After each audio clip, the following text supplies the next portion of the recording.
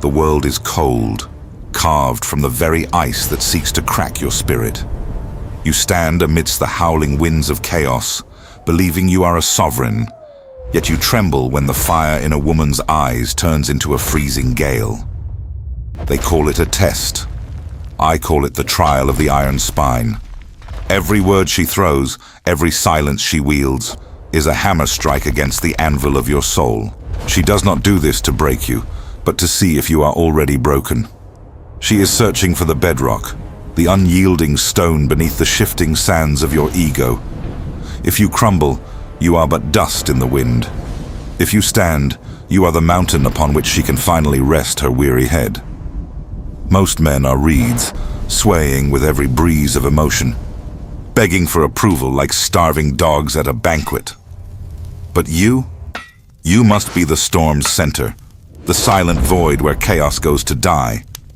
If you are ready to forge your spirit into iron and master the ancient art of the unbreaking frame, stay by this fire. If you seek to walk this path of the sovereign man, consider joining our circle. It is not about a channel. It is about your vow to never be moved by the tremors of another. We are building a fortress here, and only those with the will to endure are welcome. Today, we peel back the skin of social games to reveal the raw bone of reality. We will see the 7 marks of the man who has passed through the fire and emerged as steel. The storm is coming. Will you be the one who shivers, or the one who commands the wind to cease?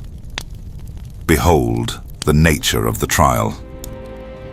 A woman's test is not a declaration of war, though it may feel like a jagged blade pressed against your throat. It is an ancient, primal inquiry of the blood. Since the first embers were struck in the dark of the world, her spirit has sought one thing above all: the certainty of strength.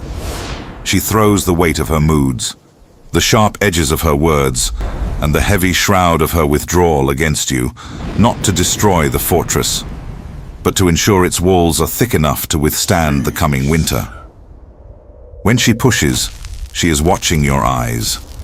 Do they dart like a trapped hare?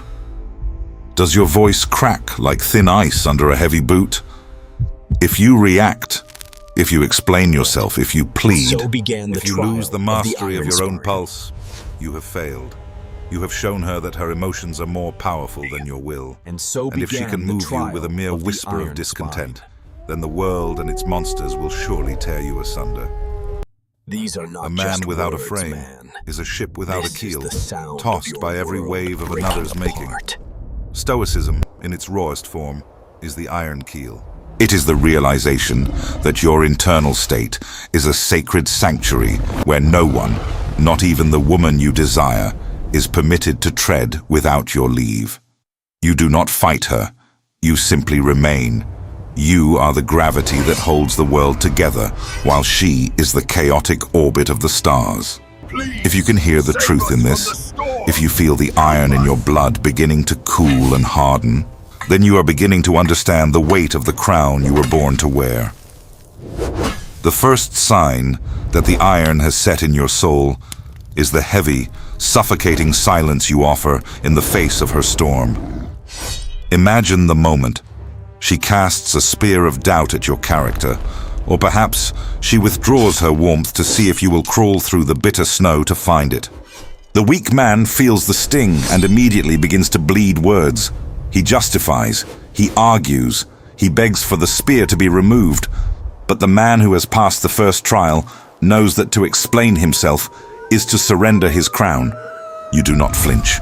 You do not allow the fire of anger to singe your brow, nor do you allow the frost of anxiety to slow your heart.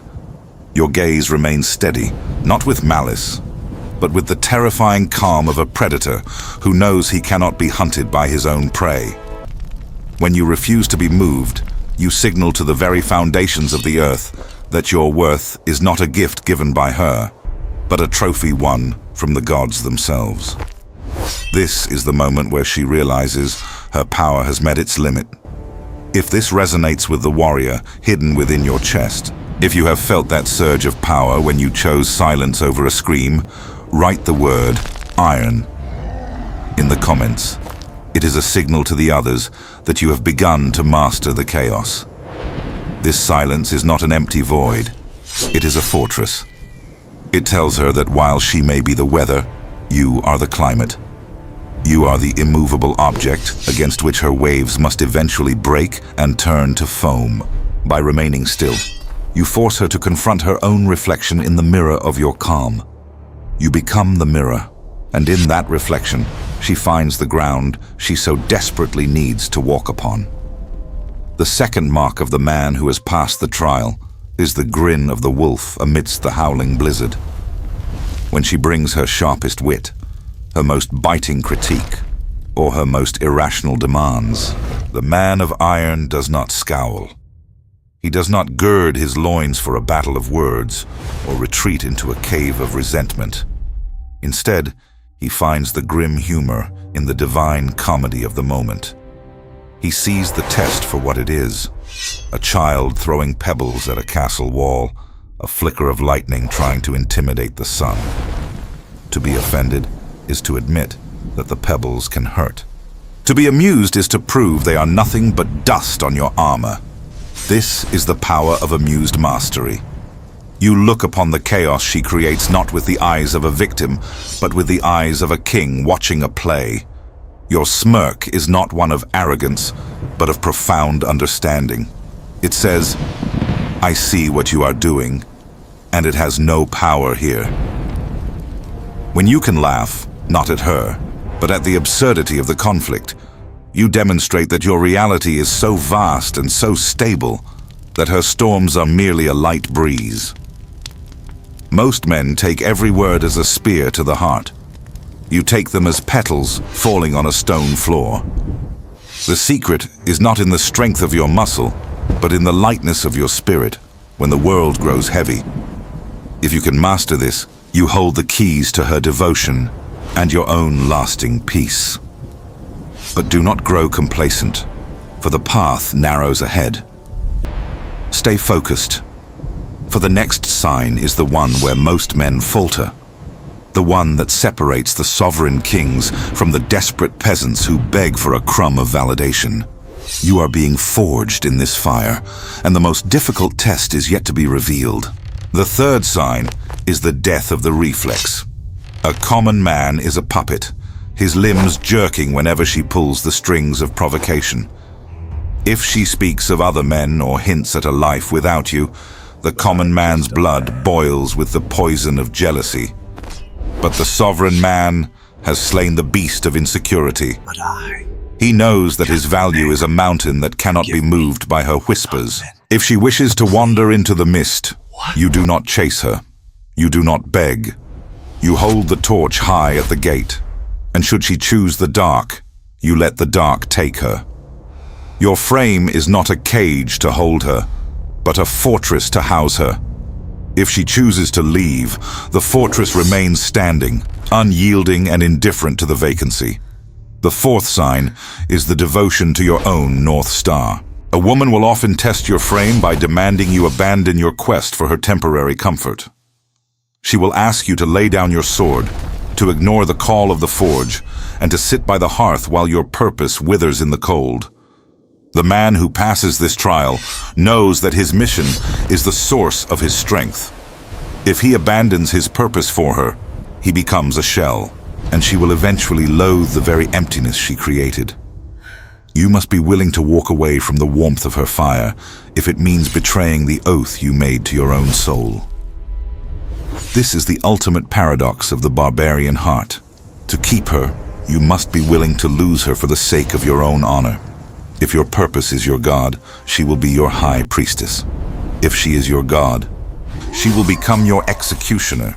Stand firm in your labor, for a king without a kingdom is merely a beggar in fine clothes. The fifth sign is the terrifying consistency of your spirit. A woman's moods are like the shifting seasons.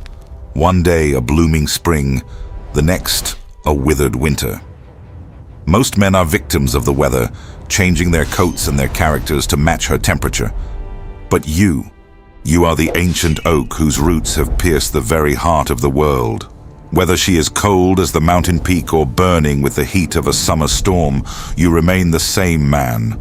Your values do not shift. Your boundaries do not soften. Your word is a blood oath that outlives the passing clouds. Have mercy, sovereign. When she sees that her chaos cannot change your fundamental nature, she stops trying to break you and starts trying to find shelter within you.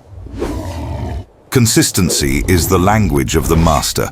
It speaks of a soul that has already decided who it is, long before the storm arrived. The sixth sign is the absolute death of your need for her approval. This is the peak where many warriors fall. We are bred to seek the smile of the queen, to crave the nod of the maiden. But the man of iron has burned that craving in the funeral pyre of his past selves. You do not ask, "How do I look?" or "Am I enough?" Your eyes do not wander to her face to see if she is pleased with your actions.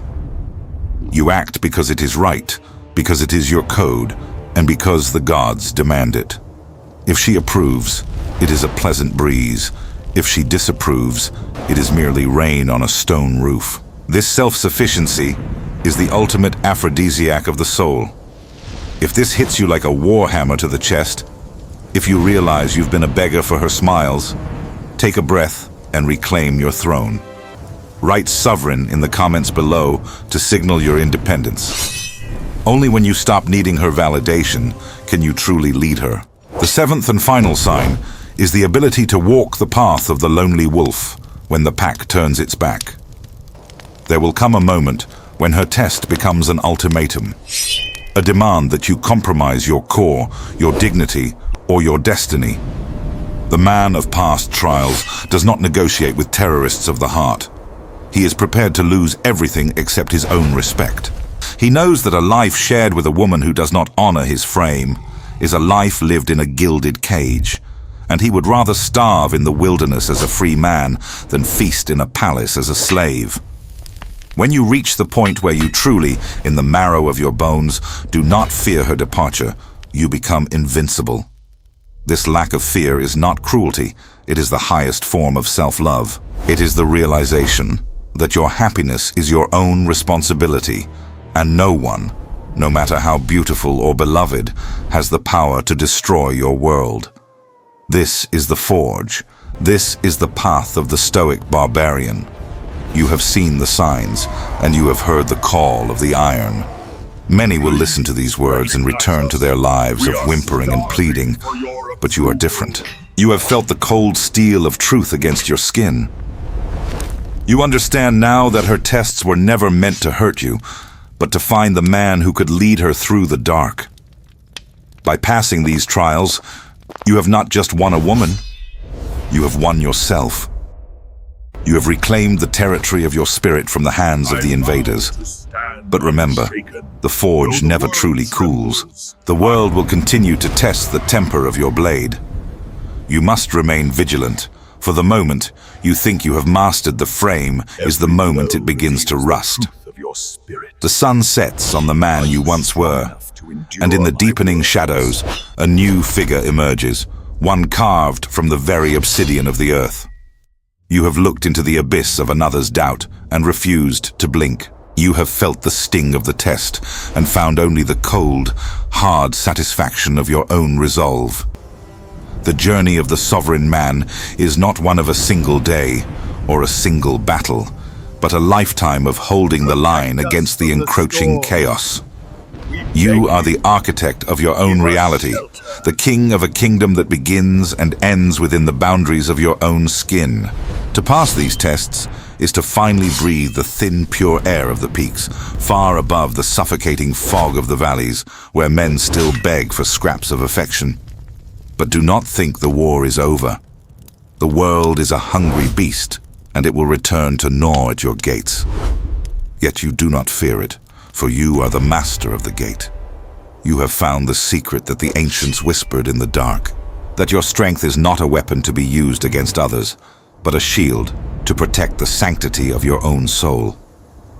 If you feel this flame burning in your chest, if you know that you are meant for more than the life of a servant, then your journey with us has only just begun. This circle is for those who choose the hard path, the narrow path, the path of the iron spine. If you are ready to delve deeper into the mysteries of the unyielding spirit, choose the next path on your screen. The next trial awaits, and it will demand even more of your blood and your will. Stay with the fire. Stay in the frame. The world may howl, but the mountain remains.